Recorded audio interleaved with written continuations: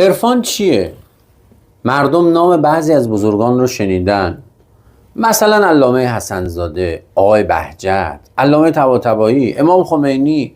بریم قدیمتر، مثلا مولانا، مثلا شمس تبریزی. اسم اینا رو شنیدن، بعد میگن اینا عارفن. اینا عارفن یعنی چی؟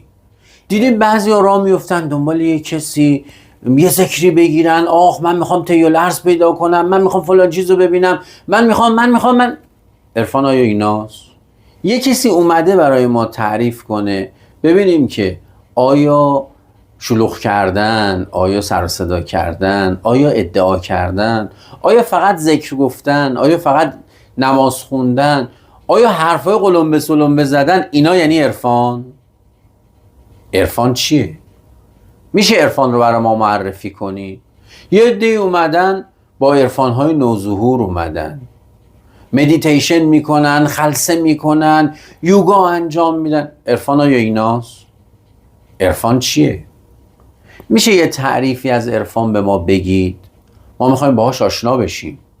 اگر کمال باشه ما میخوایم دنبالش بریم، نکنه یه چیز خوبی باشه و ما ازش عقب مونده باشیم.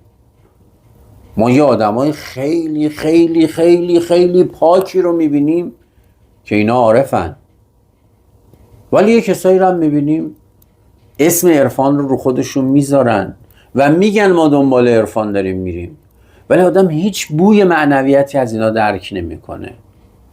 آقا ببخشید شما یه اسمی گفتید معنویت. آیا عرفان همون معنویته؟ هر معنویتی عرفانه؟ آیا عرفان یعنی گریه کردن؟ آیا عرفان یعنی شعر خوندن؟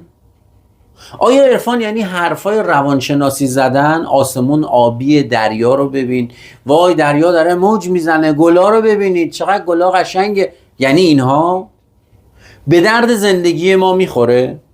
میتونه منو به کمال برسونه؟ عرفان چیه؟ میشه عرفان رو برای ما توضیح بدید؟